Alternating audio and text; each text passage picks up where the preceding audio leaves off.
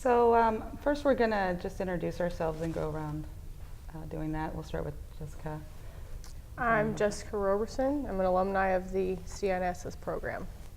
And I'm Kelly Duquette. I'm a fourth quarter student here in the CNISS program. I'm Catherine Morris. I'm currently an instructor for the CNISS program. And I'm Tara Singleton, and I'm a first quarter student here at CPTC. Awesome, thank you. So basically, I just wanted to ask you guys a few questions about your experience in IT, what got you interested and stuff like that. And we can just go around the room. What got you interested in IT, in the field? When did you have that moment of, I think I want to get into computers?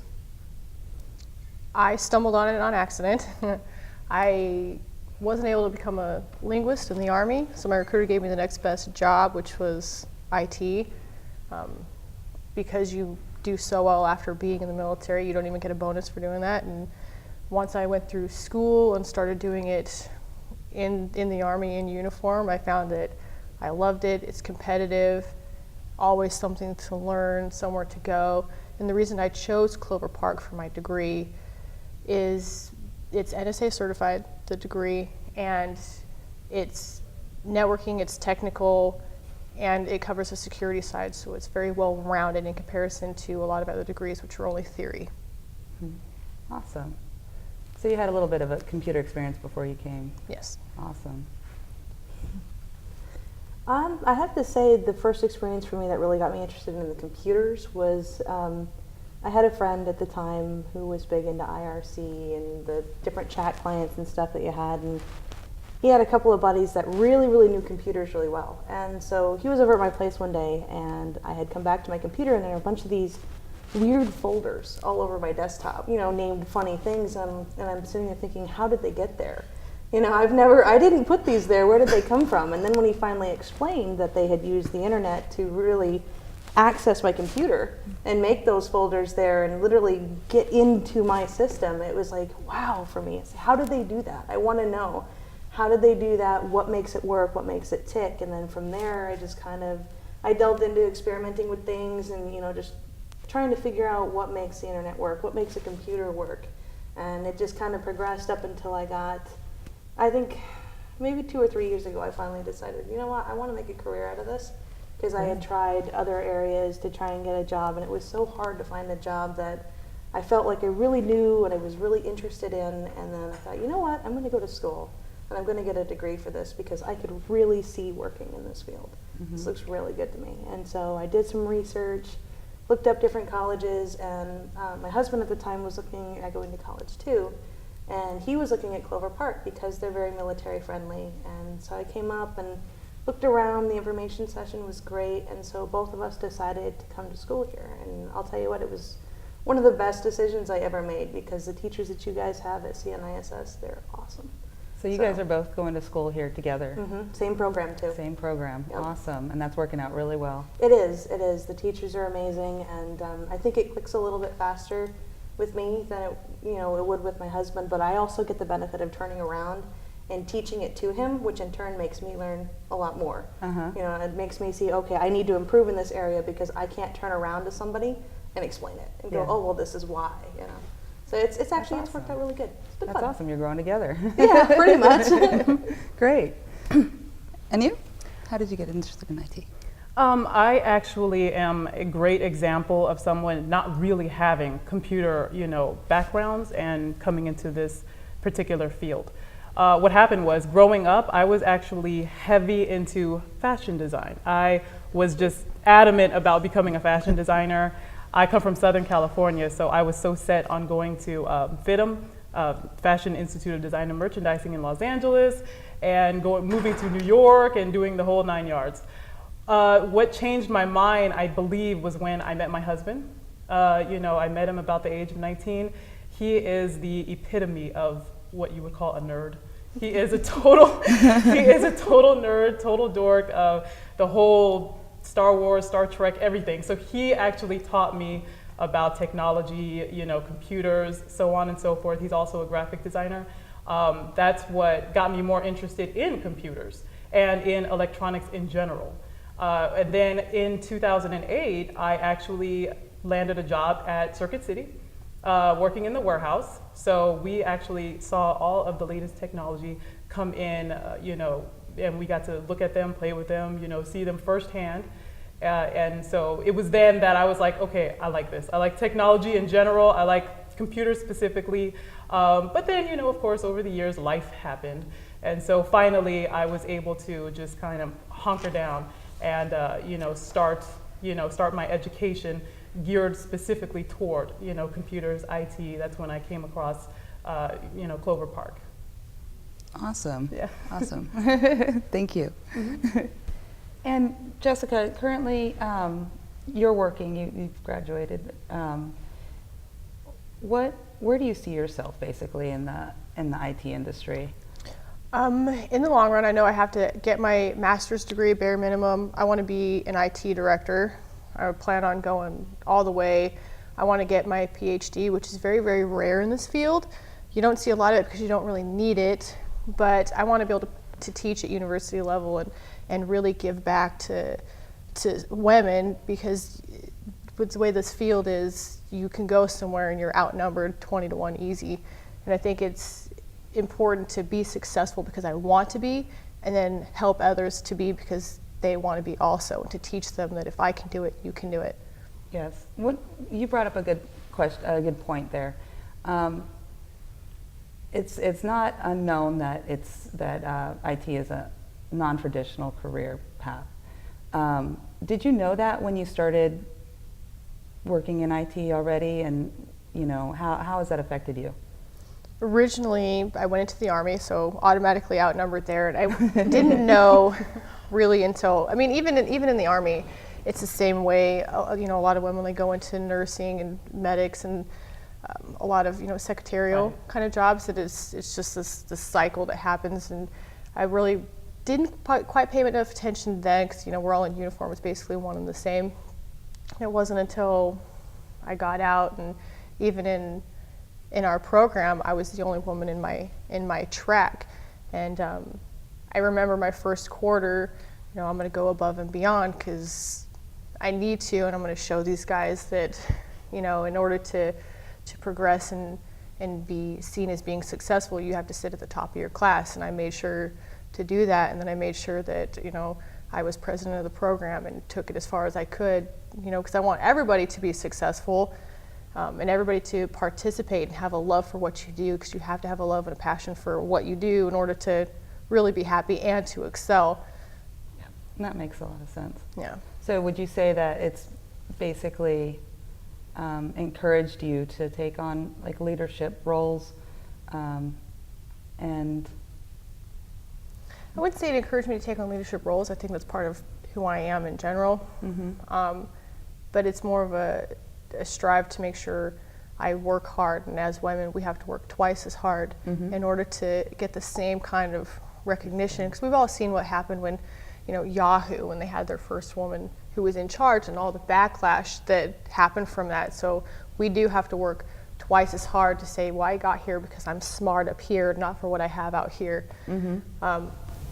So it's important to always learn, and the reason I I even come back to campus, and I want to send the women to the Women in Computing Conference that they do down in Portland, because I want for them to see that you can be successful, and there are so many job opportunities, and all you have to do is be yourself, because you're just as smart as the guy next to you.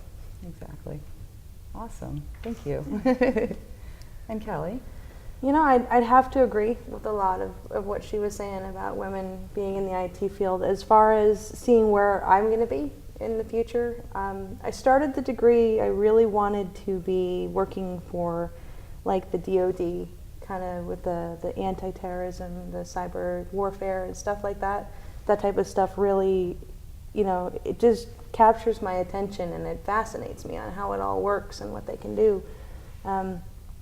I think I'd be happy though as like a director of IT or an administrator of some kind. At the end of the day, I'd like to be privately contracting with the DoD and doing that kind of like on the front lines things with the cyber warfare, because that's exciting. It's always changing. It'll keep me, to the point where I have to keep learning. I have to keep making myself better and be the very best that I can be. So it's something that'll constantly push me. and I won't get bored with it, and I'll always be learning something new and something, that's really fascinating what they can do. I think that's, as Jessica was saying, that's one of the benefits of actually being a woman in a non-traditional IT field like this, is that we do have to push ourselves harder, and we have to be smart and on top of our game. And when you actually get to that point to where you're there and you're living it, and people are like, wow, you really know what you're doing, you really know your stuff, you have to in order to be where you are. And I think that's one of the really big advantages, is it pushes us to make ourselves better every single day. Awesome. Yep. Thank you. So, Tara, tell me about where you see yourself in a few years. Well, I think my end goal would definitely be like an IT administrator at, either a small or a large corporation. As far as the degrees, I mean, it would be an ideal situation to go forth and get my bachelor's and my master's degree. But, that, of course, that would be awesome. And to, all the women out there who do go forward, that's great. That's great. But I think for me personally, it all does, come with trial and error, comes with experience, depending on what job that you would land.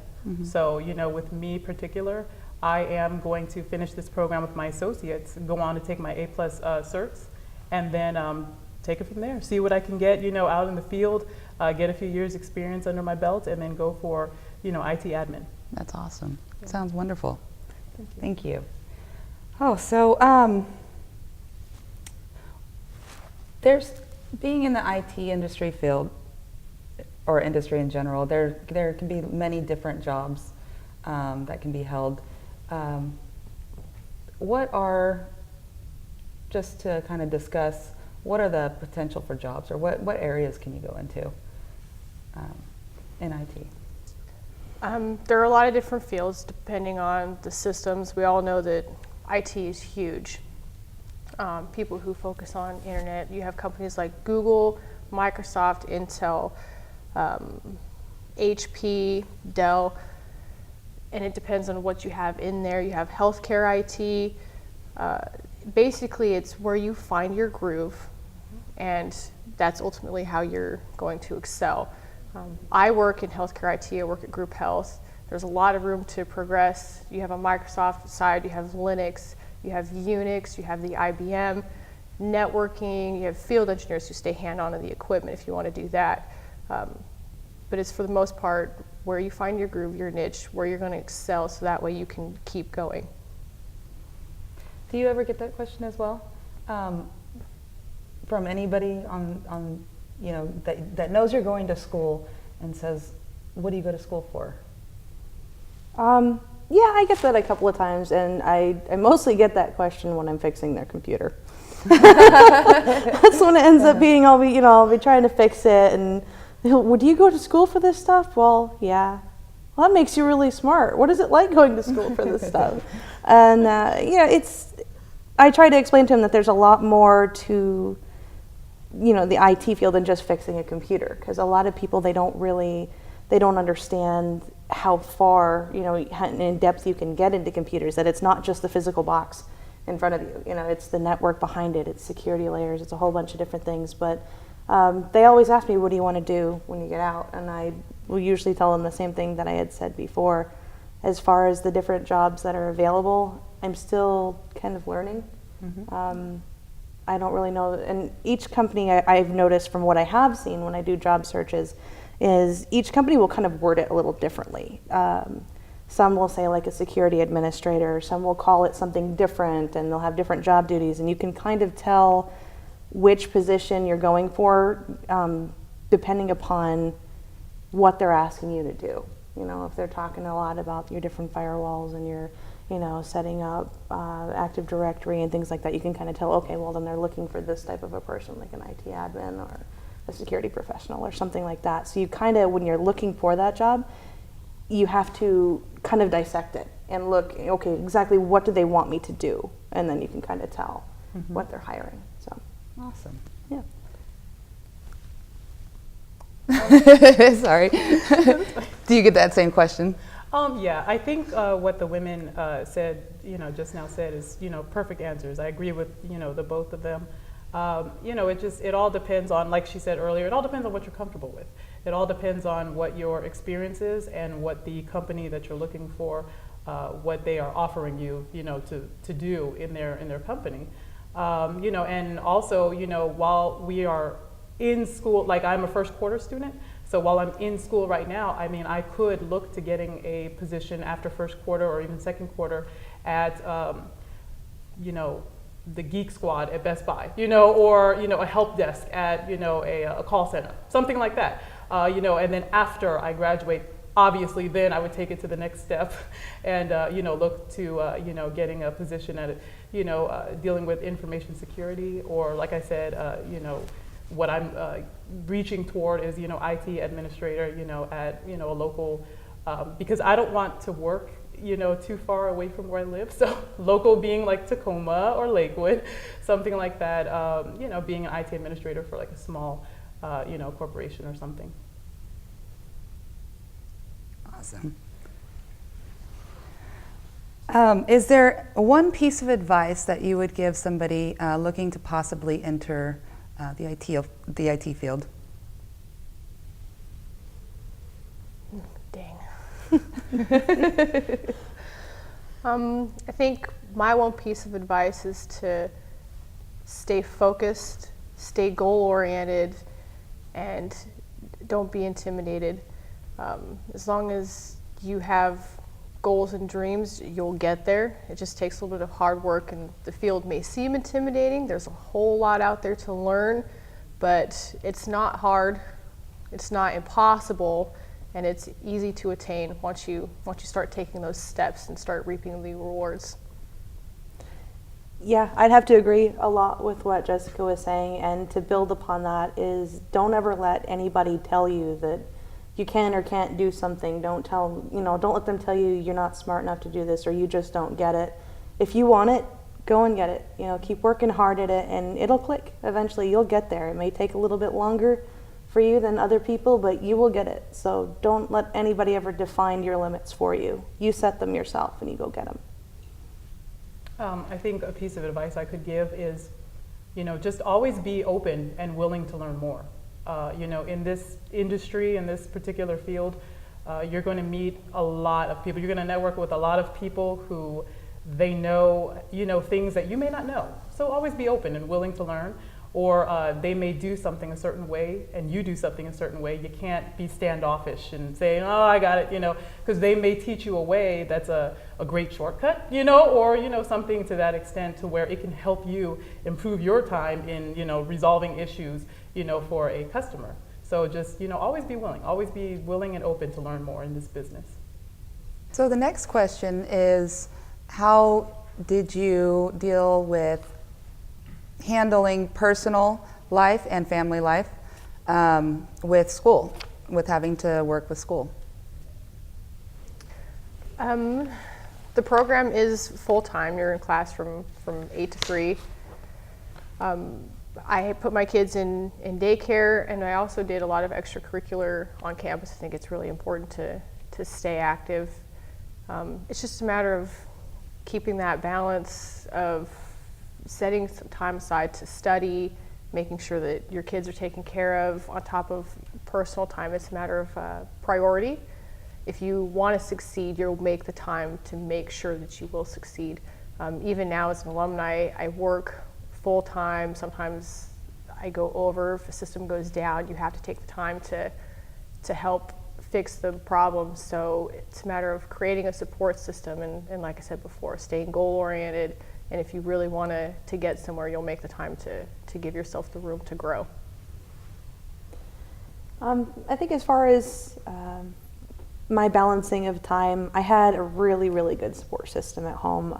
My husband, who also was going through the program now, always made sure that I had plenty of time to study. If anything else had to be done, he usually took care of it because he started the program a little bit later than I did. So I had awesome support, family and friends who were constantly cheering me on and way to go. And it was, for me, it was more of setting a set time schedule to where it's like, okay, I know I'm going to study here and I have to get through, this point. And I continue to do that now as as I continue on with the different classes, I just have to work on the time management and make sure that I've given myself enough time to where I learn what I need to learn and I know the concepts, but I also can't forget that I need some downtime and I need some personal time as well. And so it's finding the balance between that, which is not always easy, but you find a way to do it. You know, you need me time, you need study time, and if you can find that balance, it may take a little while, but it works out in the end. You can do it. If you want it, you can. I think for me, it was easy to, manage school and my personal life. I am married, but I don't have any children yet. So, and then also I was, when I first started this program, I was in between jobs. So I actually went ahead and decided to do school full time. So with that being said, I had a lot of time on my hands already. So I was able to, or I am able to, just devote all my time to school. And my husband is, like the woman said prior, my husband was my greatest support system. He helps me along the way to study and so on and so forth. He knows a lot of this information, although he doesn't share it with me because he wants me to learn on my own, so that's fine. But he is a great supporter. He makes sure that, I'm doing my homework on time, so on and so forth. So as far as like balancing, my life, it evolves around technology. What can I say? So, it just, coming into this program, it just makes it easy for me. It's good. Awesome. Thank you. The next question is, how did you fund your education? And include anything that you can think of that creative ways that you came up to be able to continue and to pursue your career and your goals, while at the same time being able to live. So that balance. I have my GI Bill because I was active duty in the Army.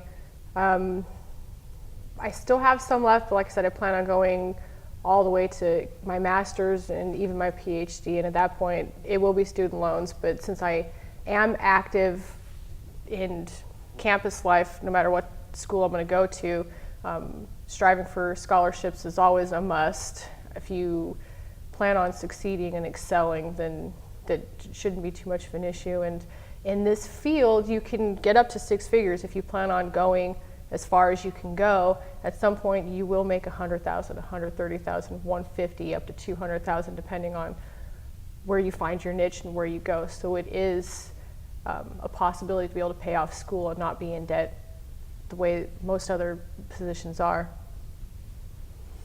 I think the bulk majority of my financial aid actually came from doing FAFSA. I applied for scholarships. That continues to help me out where FAFSA kind of falls short. For us, it's balancing, being able to pay the rent, the car payment, and things like that, as well as getting everything that we need for school. And basically, I relied heavily upon the subsidized and unsubsidized loans for rent and food and things like that. So that's where all mine pretty much came from. A little bit from scholarships. It definitely, if you're doing well, take advantage of the scholarships. Like I got into Phi Theta Kappa after my first quarter here, and they're an awesome organization that do have a lot of student loans and grants and things to hand out. So if you're getting in a bind with money, definitely take a look at the scholarships. If you're doing well, they want to reward you for it. They want to help you out with it. Yeah, same situation with hers. I am exactly the same way. Right now, I'm being funded through financial aid, and then my last couple of quarters, it will be funded either through, like she said, scholarships. There's an abundance of scholarships for women in this particular field, just simply because it's not, the usual. It's not the norm. So there are scholarships out there for women in IT, as well as student loans. Like she said, subsidized and unsubsidized student loans. Awesome. Thank you. Another thing I wanted to touch on is work study or internship positions, that availability.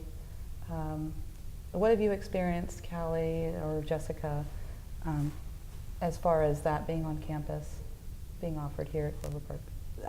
Internships, I know a lot of the instructors offer the internships, and it's a great opportunity to get in with them because they've been out in the field and they know what to expect, and they actually will put you on projects that they're working on that will kind of give you that real world experience. And it's really good to take advantage of that. I know that there are actually some paid internships out there. A lot of people really like to go for the paid internships, which is great if you can find them. Sometimes they're tough to find, but a lot of the instructors, they know people outside of the college where you can get internships from, and it's a great way to get that first taste, that real experience of what it's like to be out in the real world and what you're going to be expected to know and expected to do. And it makes you kind of do a mental checklist, like, okay, I can do this, I can do this, I can do this, and I need to work on this area. And they're, the instructors and most of the people that you'll intern with, they'll really help you out with that. So, yeah. One great thing about the instructors here is they're actively involved in the field, so they go out a lot. Where I work at Group Health, we have an internship program specifically with Clover Park, and that's because our director ran into two of the instructors out at a conference, and his son went through the program, and he was just ecstatic at the improvement he saw in his son. IT is all about networking. It's all about who you know and group, going out from there. So as far as internships, the instructors here, they're a very reliable source in making sure that you can go out and find something. And they're a great tool is in not having to do the same thing all the time to kind of help you find what you might be more interested in, especially when it comes time for you to choose your options to do more than one. Awesome. Thank you. That was actually one thing that I found a difficult decision actually in this program, was which option am I going to choose? Because currently at the time there was three. You had your Microsoft Academy, you had your Cisco Academy, and you had your security. And it was kind of like, which one should I go into? Which one which one's going to be more fun? Which one's going to make the most money? And so that is a really big decision that you end up facing as a student, is to try and keep that in mind in the back of your head that, at some point you want to figure out which option it is that you want to take first. And all of them sound great, but it's a tough one. So keep your mind open. Three anymore? So I'm going to open it up for discussion of anything that you guys would like to discuss. I kind of jumped in with that. Which option am I going to do? A lot of people, they're afraid to take the security option. There's a rumor going around that you can't find work. So if you go out there and you look at all of these systems engineering jobs, these jobs that require scripting knowledge, security is where it's at. There are tons and tons of jobs out there right now that require you to script Python, Ruby on Rails, Perl, and the security option is where you're going to get that experience. Awesome. I was actually told that exact same thing when I came into the program. They're like, "Oh, you don't want to take the security option. There's no work in there." And then I talked to somebody else. "Were you kidding me? There's a lot of work in security." It just depended on who you spoke to, but it's good to hear from somebody who's actually out in the field that, there is a call for it, and it is a perfectly viable option to take, which is good. Yeah, I just wanted to throw in that this program, particularly at this college campus, I don't know how it is at other college campuses because I go to CPTC, but this program, particularly at this college campus, it's awesome. I know that I'm just in my first quarter. I don't know all of the professors. Well, I do know all of them by name, but I haven't had all of them as a professor just yet. But the ones that I've met have been so great, so helpful, and the ones that I actually have right now in my first quarter, so awesome, so helpful. This program is just, you meet a lot of people, and like she said earlier, you do a lot of networking. Well, you can start with doing your networking here at this program, and you don't necessarily just make friendships. You can, make, networking associates in the future possibly. They become, your somebody that you can rely on. You can call them and you can text them and say, "Hey, I was having an issue with such and such, do you have any ways of going about it?" I've met people in this program that are like that, and so the professors as well as students, here in this program, everybody has been so helpful, since I started. So, well, I will say, and then also I kind of, got a gentle push into, the cyber tech club. so I'm the secretary of the cyber tech club, and I kind of got gently shoved into that position, but that's fine, and that's fine, and that's fine with me. I didn't mind, stepping up to the plate and being secretary. Seems easy enough so far. So far so good. But again, everybody in the cyber tech club, so nice, so helpful. She's in it as well. So everybody here at this campus, in this program, but then as well, like on this particular college campus as well, everybody has just been so nice, so helpful. Everybody's willing to help you. Someone's always willing to answer your questions. So I think they call that voluntold. You've been voluntold. yeah, I know, right? I railroaded when I was.